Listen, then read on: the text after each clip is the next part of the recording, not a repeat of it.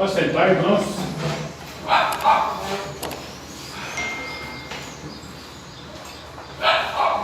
Muito bem.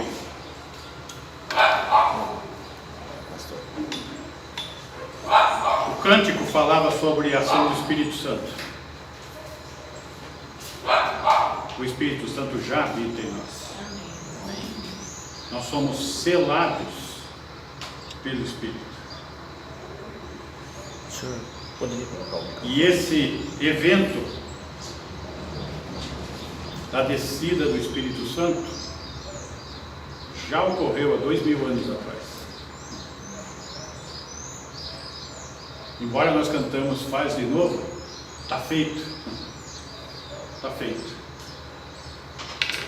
Então todo o que crê é selado pelo Espírito. E hoje o nosso tema vai falar de duas sementes. E essas duas sementes estão se referindo a quê? Aquele homem natural com uma semente maligna. E o homem espiritual, nascido de novo, filho de Deus. Duas sementes. Nós vamos estar tratando disso nessa manhã. Estivemos... Bia, pode pôr a primeira imagem para mim? Isso. Estivemos na semana passada estudando sobre a queda do homem. Pode pôr a imagem da queda do homem. Vimos a criação de Deus, vimos a queda do homem, os efeitos da queda do homem. Adão e Eva, criados perfeitos, puros, santos, foram incrédulos e colheram a separação de Deus, porque o pecado faz separação entre Deus e o homem. E trouxeram sobre suas vidas e a vida de toda a humanidade o salário do pecado, que é a morte. E houve a queda, a corrupção do gênero humano, algo que nós vamos ver também nessa manhã. Isso trouxe uma maldição, e essa maldição trouxe uma promessa.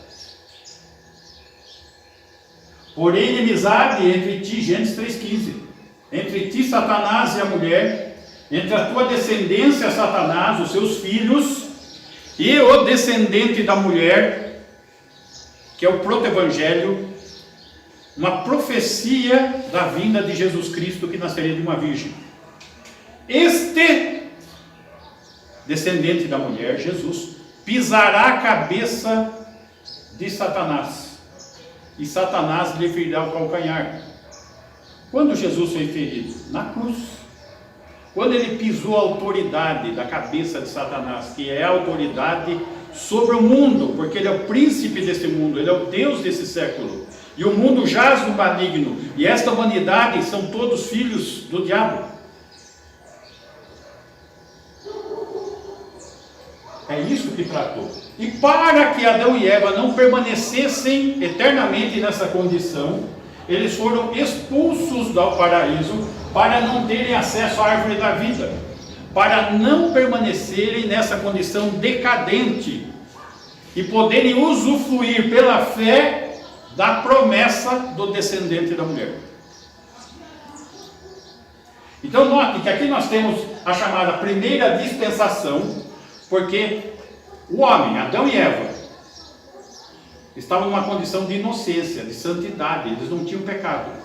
Quando eles pecaram, eles tomaram consciência do quê? Do pecado. Se tornaram pecadores. Aí, a próxima, que é o estudo de hoje. A dispensação da consciência. Quando Adão e Eva passam a ter consciência do pecado e geram filhos pecadores, e esta humanidade toda vai se corromper de tal forma que vai culminar no juízo, no dilúvio. Vamos estar detalhando isso nesta manhã. Muito bem. A história da humanidade reflete o quê? Uma degeneração crescente do comportamento humano. Não existe esperança na humanidade. Interessante que muitos e muitos filmes de Hollywood e muita filosofia humana diz ainda há esperança. Existe algo de bom no homem. E eu digo para os irmãos que a única coisa boa que o homem pode ser útil é para ser lenha do inferno. É a única utilidade que ele tem. Ele se corrompe crescentemente. Isso é uma doutrina, a corrupção do gênero humano. Ok?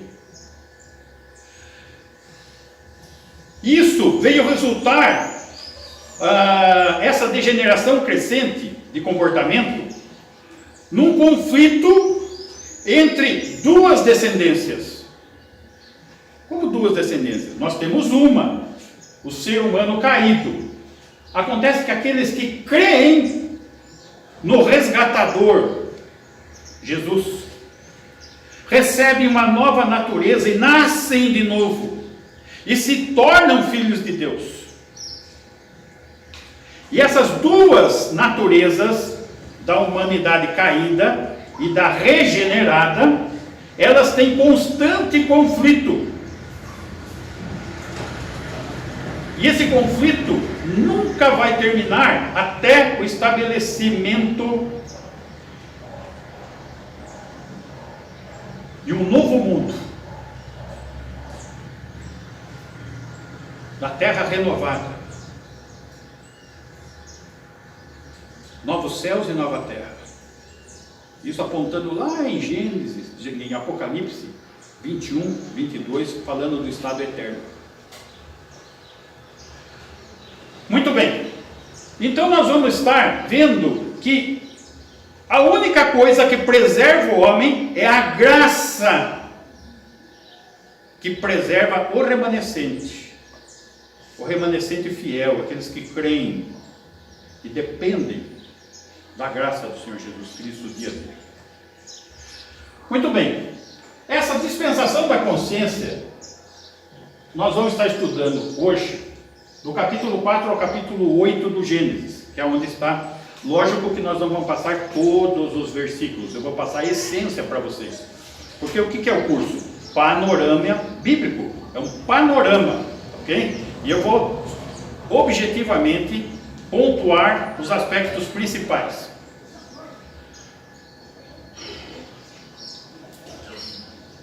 Projeta para mim, Guia, por favor, Gênesis 3,15.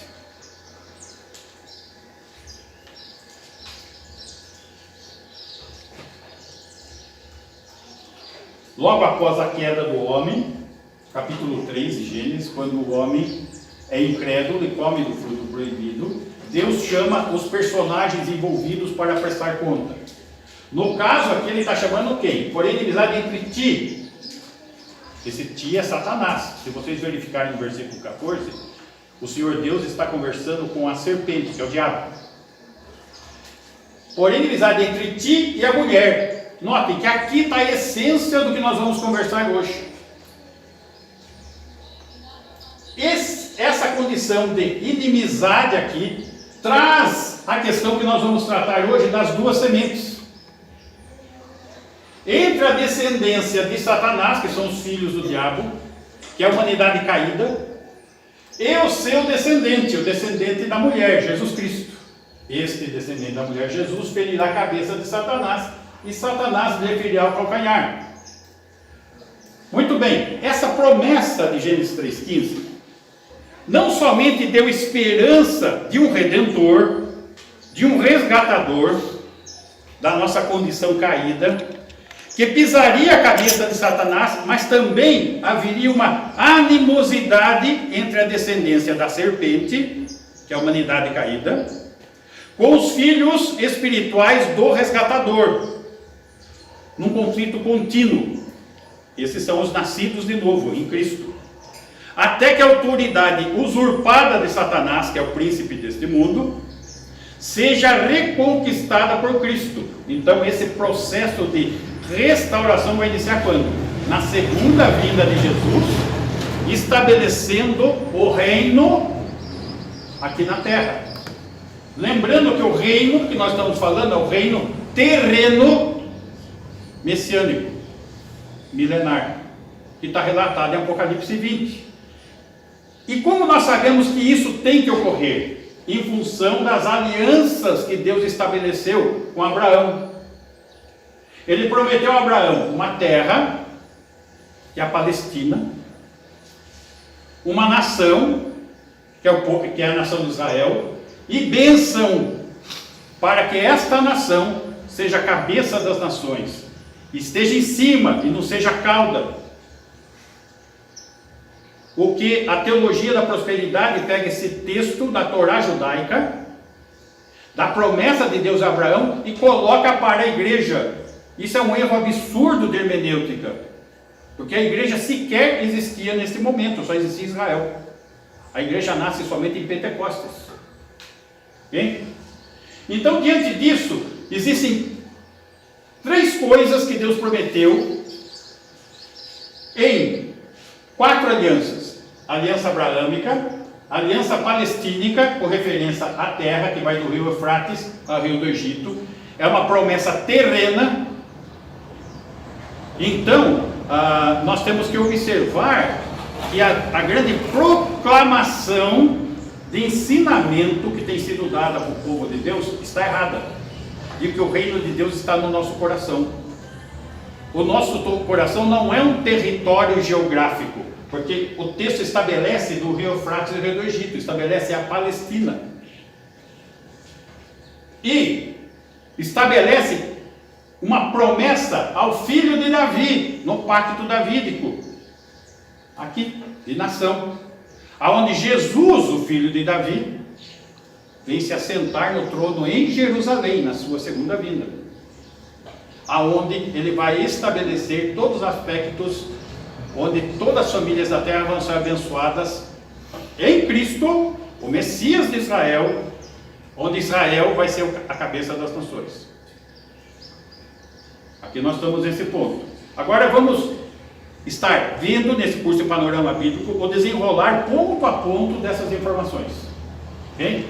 Hoje nós vamos estar vendo então essa questão aqui. Vamos lá. Gênesis capítulo 4, versículo 1.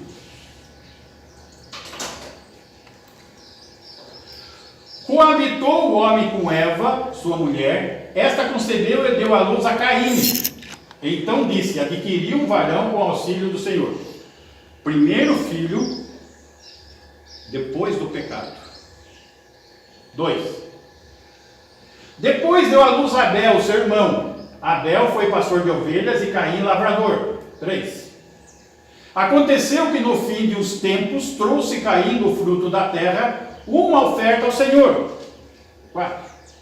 Abel, por sua vez, trouxe das primícias do seu rebanho e da gordura deste. Agradou-se o Senhor de Abel e de sua oferta. Nós vamos ver por quê. Versículo 5. Ao passo que de Caim e de sua oferta não se agradou. Irou-se, pois, sobremaneira Caim, e descaiu-lhe o semblante. 6. Então lhe disse o Senhor: por que andas irado? E por que descaiu o teu semblante? Deus está dando uma chance para ele aqui. Se procederes bem, não é certo que serás aceito? Olha só, a oferta não foi aceita, porque tem um problema de procedimento. Se procederes bem. Se todavia procederes mal, eis que o pecado jaz à porta. Note que são os efeitos nocivos do pecado. Entrou o pecado no mundo, tá? O seu desejo será contra ti. O salário do pecado é a morte. O resultado de pecado sempre é juízo, sempre tem resultado de morte. Mas a ti cumpre dominá-lo. 8. Disse Caim a Abel, seu irmão: vamos ao campo. Estando eles no campo, sucedeu que se levantou Caim contra Abel, seu irmão, e o matou. 9. Disse o Senhor a Caim: onde está Abel, teu irmão? Note, de novo dando uma chance para ele. Deus é onisciente. Ele está fazendo uma pergunta por causa do Caim, não por causa dele. Ele respondeu: não sei, acaso sou eu tutor de meu irmão? Não. O homem, quando se envolve em pecado, a primeira reação que ele tem é contra.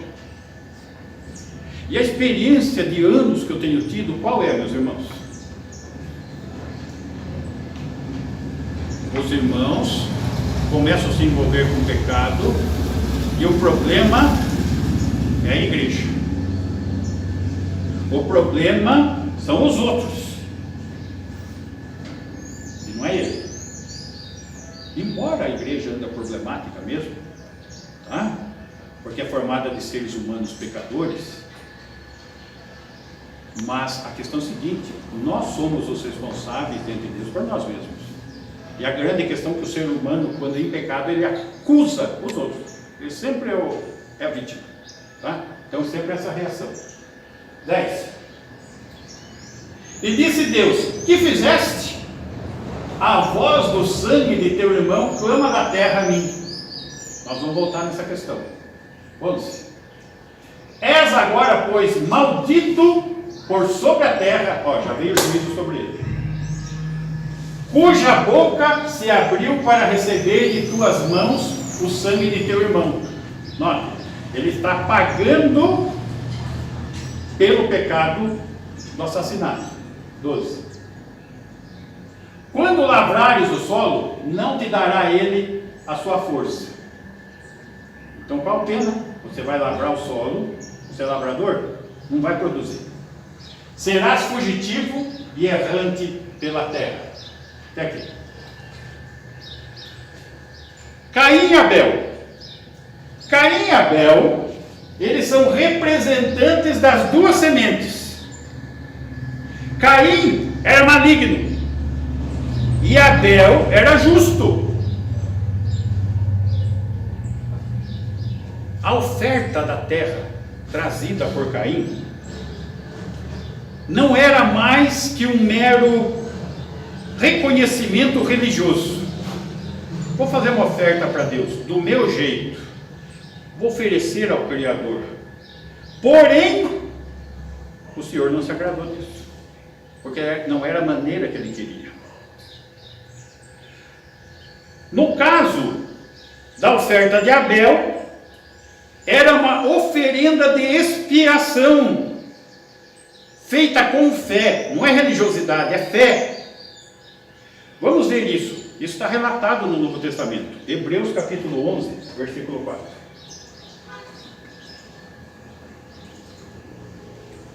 Pela fé, Abel ofereceu a Deus mais excelente sacrifício do que Caim.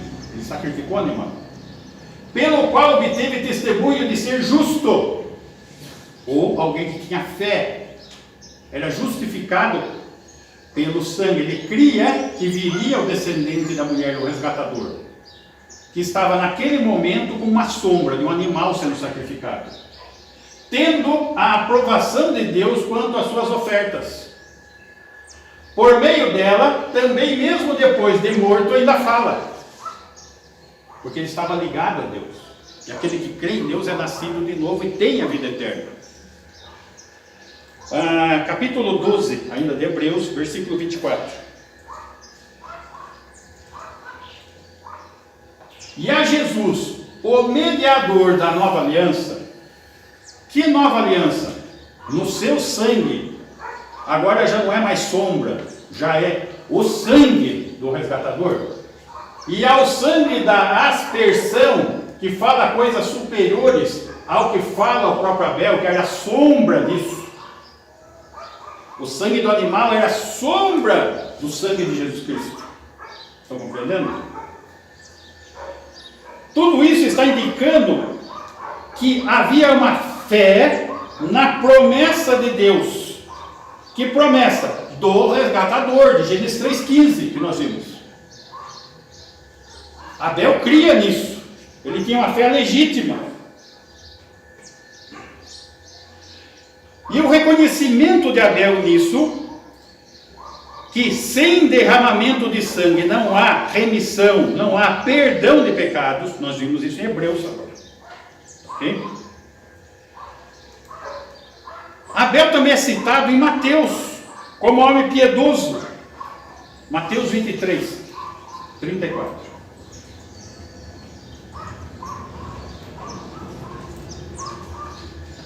Por isso, eis que vos envio profetas, sábios e escribas. Jesus falando com relação à nação de Israel, que estava longe dele. A uns matareis e crucificareis, a outros açoitareis nas vossas sinagogas, e perseguireis de cidade em cidade. Jesus foi morto e crucificado, e o apóstolo Paulo foi perseguido de cidade em cidade. 35. Para que sobre vós recaia todo o sangue justo derramado sobre a terra. Sobre quem? A nação de Israel, estamos estudando em Mateus, que rejeitou o Messias prometido e profetizado no Antigo Testamento. Desde o sangue do justo Abel até o sangue de Zacarias. O que ele está dizendo aqui, Cristo? Dentro da ordem dos escritos judaicos, 2 Crônicas é o último livro do Antigo Testamento. Ele segue outra ordem, não a ordem que a gente segue. E nesse tempo, Jesus era o quê? Judeu, pregava onde? Na sinagoga, e seguia o quê? O Antigo Testamento, o Tanar judaico. Então, aqui está falando do primeiro homicídio que foi morto, Abel, e do último, Zacarias. Então, ele está falando dos dois que foram mortos, o primeiro e o último, dentro do Antigo Testamento. Ok?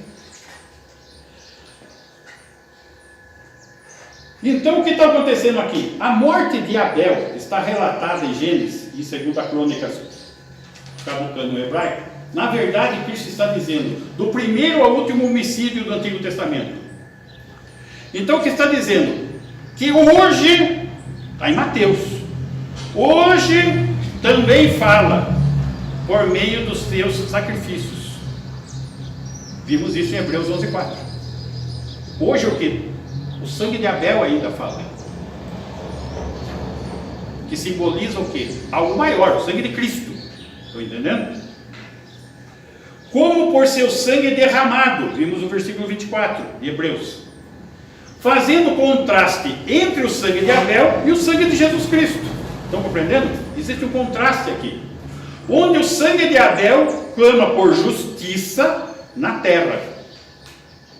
E esse clamor de justiça na terra declara a culpa de Caim, fazendo de Caim errante na terra. Ele está pagando o juízo do ato dele.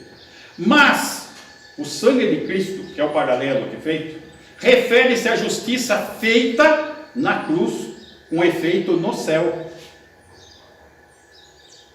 Nós recebemos a vida eterna aqui, mas nós já somos cidadãos dos céus quando cremos, quando nascemos de novo. A nossa conduta aqui, em terreno hostil, porque o príncipe deste mundo é Satanás, deve ser como cidadão celestial. Porque nós não somos cidadãos aqui, nós somos forasteiros aqui. Então, o sangue representa o que? De Cristo. A graça representa o perdão que reconcilia com Deus o pecador que crê. Notem, somente o pecador que crê. O pecador que não crê, ele está em que condição? Caído, filho do diabo. São duas sementes. Duas. Tem o caído e tem o resgatado. E o resgatado é pela fé. Como que isso ocorreu lá atrás? Com Caim e Abel?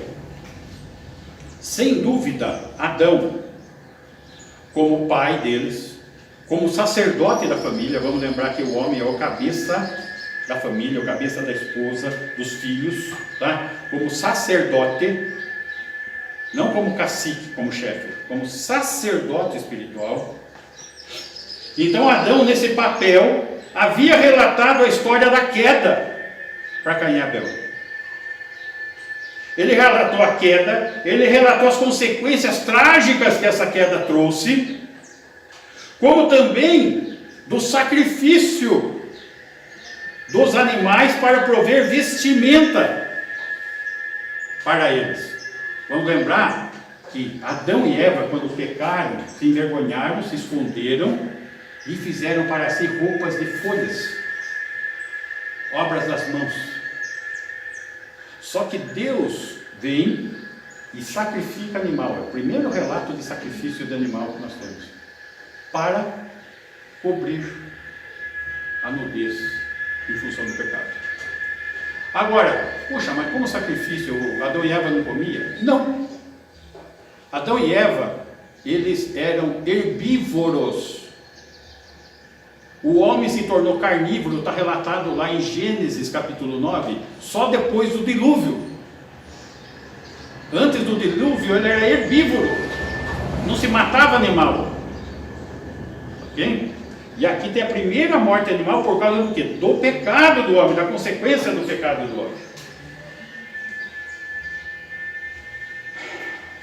Muito bem.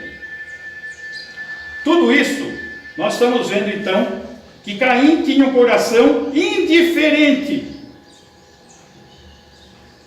Ele veio por seu próprio caminho, com o fruto do campo, de uma terra já amaldiçoada. Lembra que a terra caiu também? Nós vimos a última vez?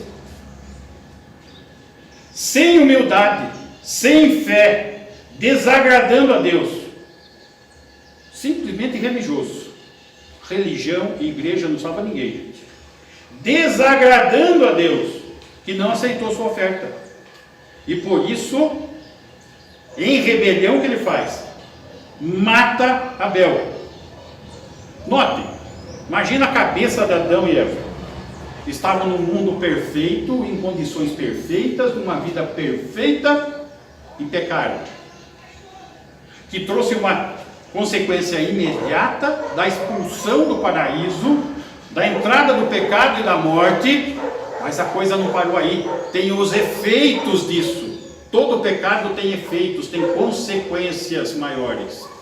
E aqui no caso, olha só, Adão e Eva colheram o primeiro fruto do pecado. Seu primeiro filho se fez assassino. O primeiro filho já se torna assassino. E o segundo filho é vítima do assassinato. Consequência do quê? Da animosidade da semente da mulher e da semente da serpente. Notem, Caim e Abel representantes das duas sementes. Caim da semente maligna e Abel da semente que foi já resgatada pela fé no Messias. O efeito nocivo de imediato no primeiro filho.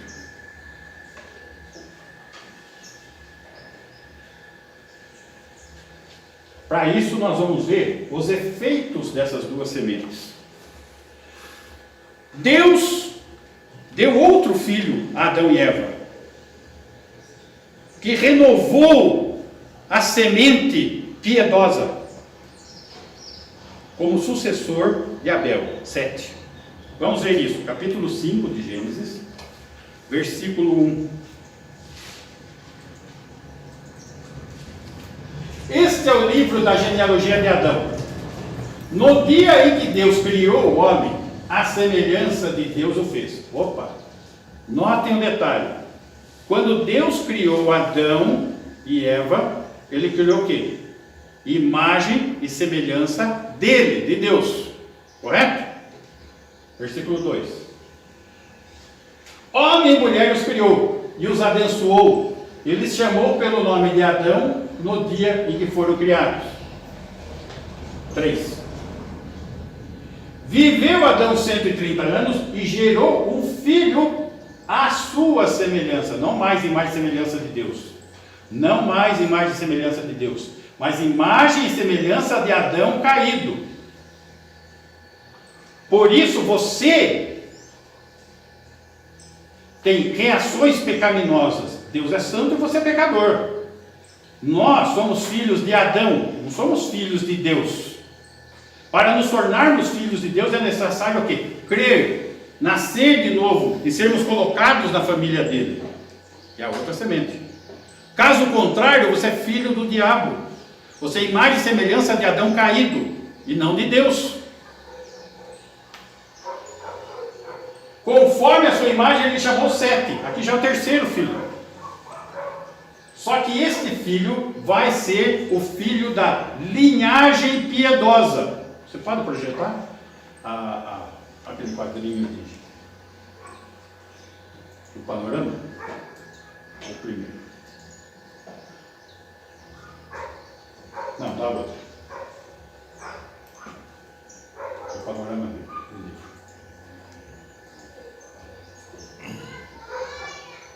Aí. Outra. Aí. Note, aqui nós estamos sem cor. Não tem jeito de pôr cor, né? Eu tentei de todo quanto é jeito, né? Esta linha aqui,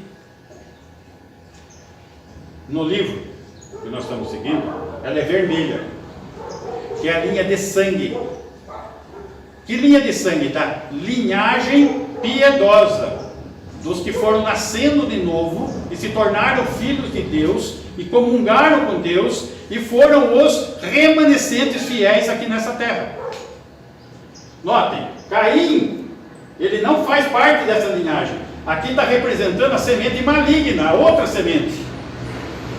A semente benigna, a piedosa que tem fé, Abel é morto, é substituído por Sete, e nós daí vem toda a genealogia, chega aqui em Enoque, em Noé, linhagem piedosa. E nós vamos ver que quando chega o momento da arca, o que ocorre? A humanidade toda destruída. Por quê? Porque só tinha esta família, estas 8 pessoas que tinham fé naquele momento. As demais todas eram da semente maligna e foram destruídas. Ok? Mas vamos seguir mais um pouquinho para compreendermos isso. Capítulo 4, aí de Gênesis, versículo 25.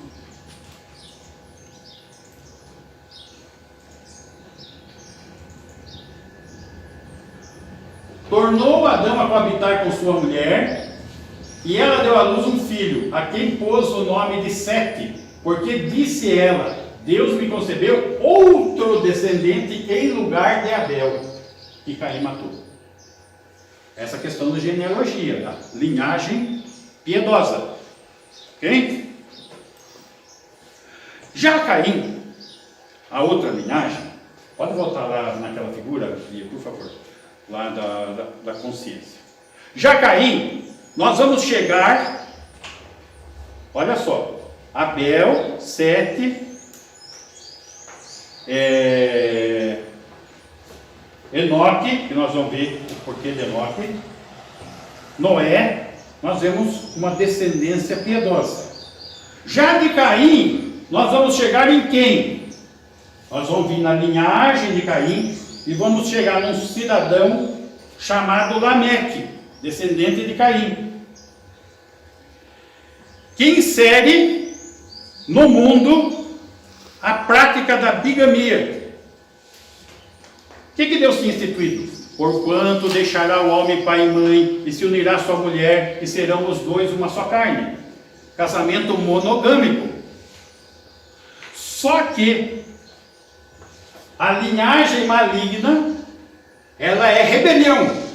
Ela é contra Deus, é contra a vontade de Deus.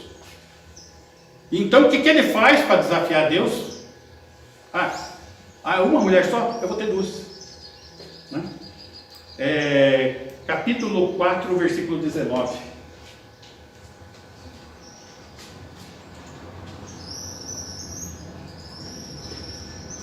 Lameque tomou para si duas esposas.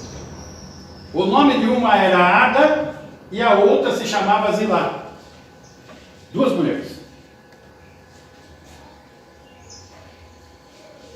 E ele também, além de desafiar Deus nesse ponto, desafiava em outro ponto. Ele desprezava a vida humana.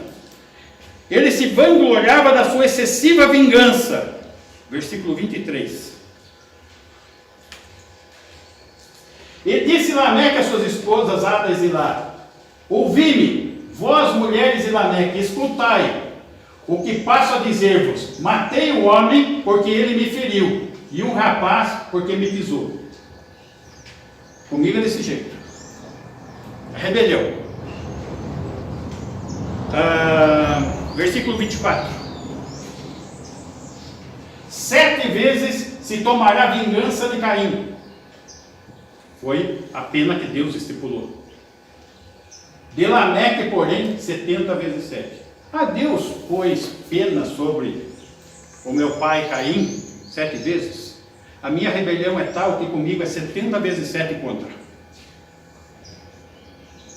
Por isso, quando Jesus fala para nós perdoarmos 70 vezes 7, ele está falando para ter atitude contrária a de Lameque. É o inverso proporcional. É isso que ele está falando. Então, a dominância da morte marca os efeitos da maldição, até mesmo sobre a linhagem piedosa. Como assim? Capítulo 5, versículo 6. 7, a linhagem piedosa, viveu 125 anos e gerou a Enos. Opa, ele morreu? Morreu. Ele viveu 125. Morreu.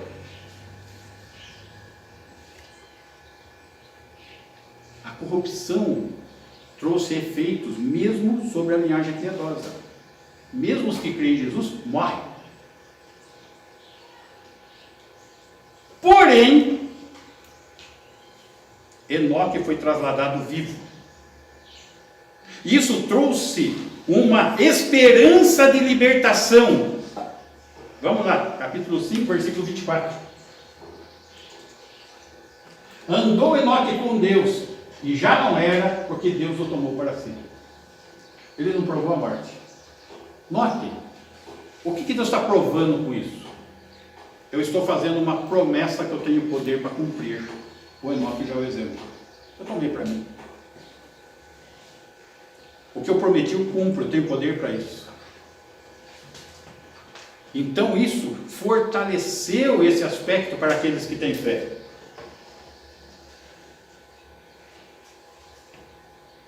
E essa descendência vai culminar em quem? Em Noé e seus filhos. Como um indicativo do fim de um ciclo da história humana de corrupção. Note, o mal vai se progredindo, crescendo, dominando. Quando tudo parece perdido, Deus intervém. Isso aconteceu lá e vai acontecer de novo. Quando Satanás, o anticristo, o falso profeta, estiverem dominando e tudo parecer perdido, ele intervém. Ele intervém. Capítulo 6, versículo 5. Viu o Senhor que a maldade do homem se havia multiplicado na terra. Essa degeneração que eu estou falando. O homem só piora, ele só degenera, ele só se corrompe. E que era continuamente mal todo o desígnio do seu coração. O coração do homem é desesperadamente corrupto. Só Hollywood que fala, e as telenovelas, né? Que coraçãozinho. Só serve para lei, estou falando. 6. Então se arrependeu o Senhor de ter feito o homem na terra, e isso lhe pesou no coração. Gente, só que para vir do hebraico para o português, a palavra no hebraico não é arrependimento em português. Não tem uma palavra no português. Então a gente tem que compreender. Esse arrependeu seria melhor, se entristeceu. Porém essa tristeza não mudou a ideia dele. E não mudou, gente. Você vê que todo o plano de Deus é pré-estabelecido. Deus nos escolheu. antes da fundação do mundo. Antes sequer do mundo existir, aquele que creu já foi escolhido. O plano de Deus, ele é perfeito e completo. Ele não foi pego de surpresa por uma situação. Ele deu uma oportunidade para a humanidade, só que poucos creram.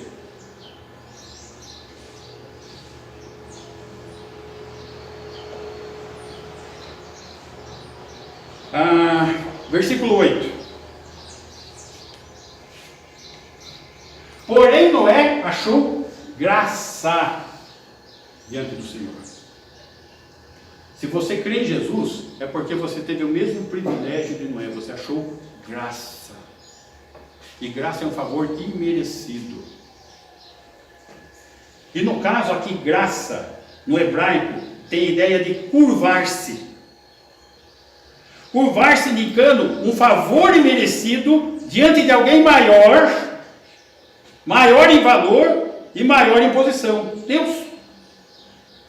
Versículo 9. Eis a história de Noé. Noé era homem justo e íntegro entre os seus contemporâneos. Noé andava com Deus. Ele era um remanescente. Lembrando que justo, Romanos fala, não há justo nem sequer um. O justo é aquele que é justificado por Deus. Pela fé o quê? No Messias, no descendente da mulher, que foi prometido aqui, logo na queda. No caso, Noé creu.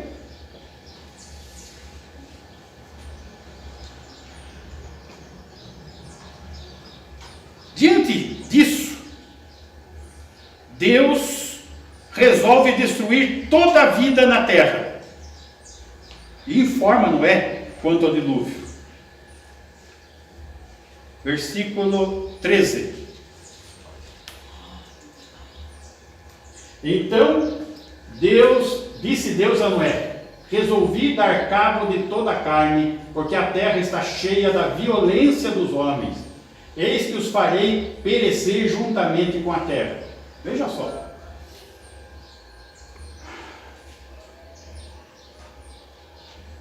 No tempo de Noé, os homens casavam-se, davam-se casamento. O que casar dar-se casamento? Seguindo o exemplo de Lameque. Casa, descasa, vai, e a coisa vai, e assim vai. Né? Bigamia, poligamia, agora já tem outros níveis de relacionamentos pecaminosos e pervertidos.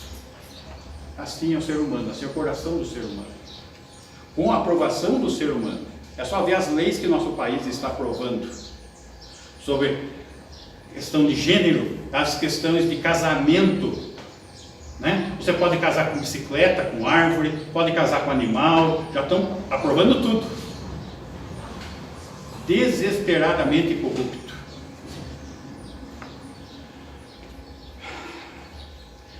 Capítulo...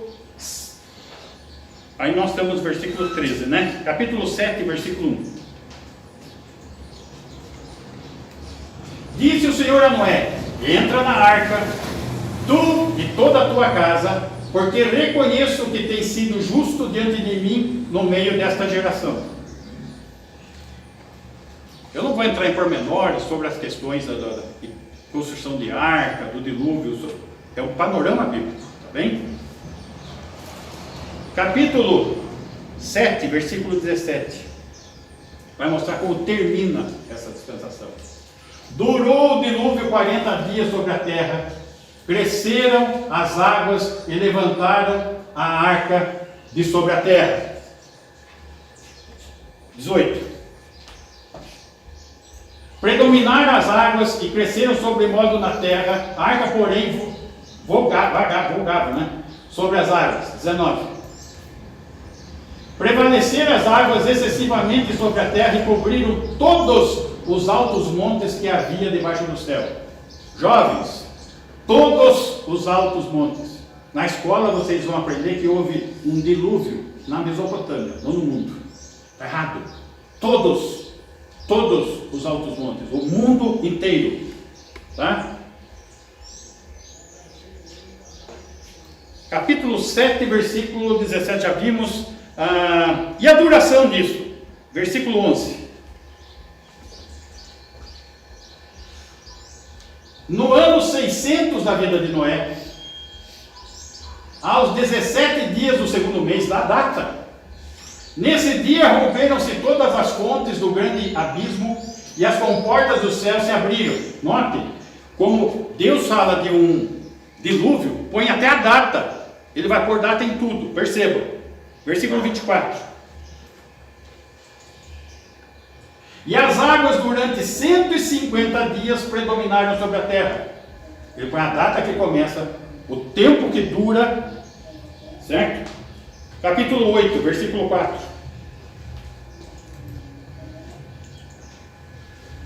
No dia 17 do sétimo mês, a arca repousou sobre as montanhas do Ararat. Dá a data de novo e o lugar que vai repousar a arca. Versículo 13.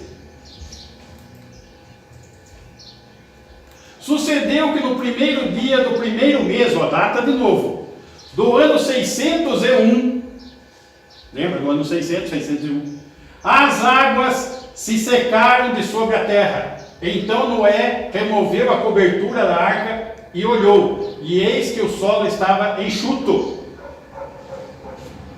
Versículo 14. E aos 27 dias do segundo mês, data de novo, a terra estava seca. Note, não é uma parábola, não é um conto, um mito, uma lenda. Não é isso. Conclusão. A história da humanidade revela sua crescente degeneração. Assim é a humanidade, assim é o ser humano. Essa degeneração de conduta num conflito entre as duas sementes, dos filhos de Deus e os filhos do diabo. Mas prevaleceu a degeneração. É o que está prevalecendo. Que culminou num juízo de dimensões planetárias, o dilúvio. E a segunda vinda também vai ser de dimensões planetárias, até universais. Vai ter questões cósmicas. No qual apenas a graça de Deus preservou o remanescente fiel. No caso aqui, Noé, os 3 filhos e as esposas.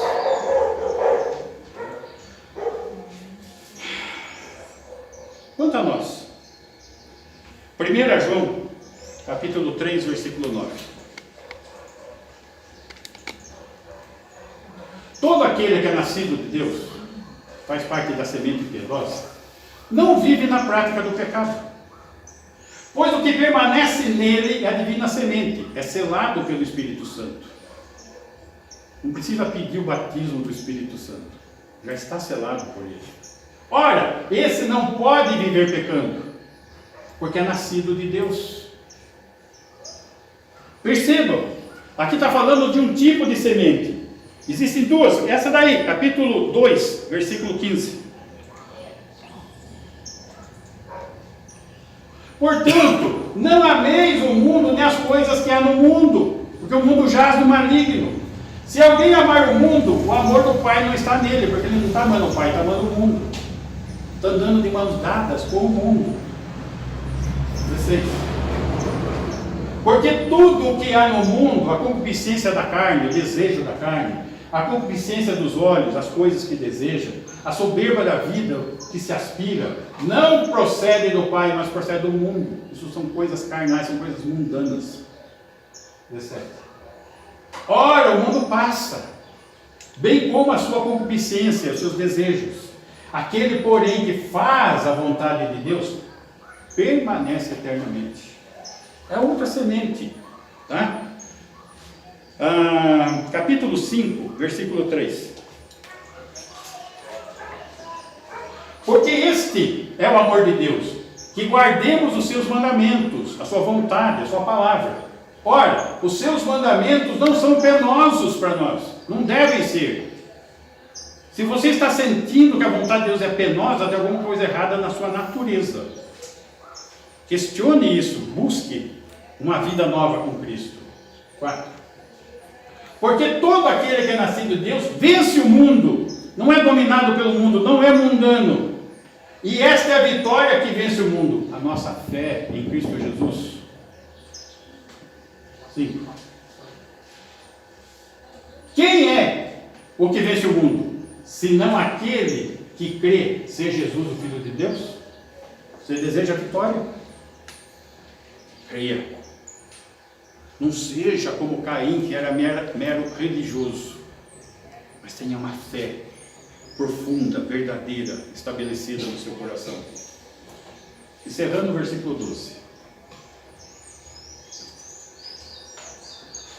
Aquele que tem o Filho, tem a vida. Aquele que não tem o Filho de Deus, não tem a vida. Simplesmente assim. Simplesmente assim. Vimos a dispensação da consciência, os efeitos do pecado naquela geração. Culminou na destruição de ordem planetária, mostrando os efeitos nocivos do pecado. O homem pecador, ele não tem arbítrio. O homem pecador não tem arbítrio. O pessoal fala muito em livre-arbítrio. O pecador não tem, porque ele está morto. Morto no livre-arbítrio. Ele é escravo do pecado, escravo no livre-arbítrio. Mas aquele que nasceu de novo, ele tem condições de decidir. Nós temos condições de tomar a decisão certa. Amém por isso? Amém. Pode ficar em pé, Bruno?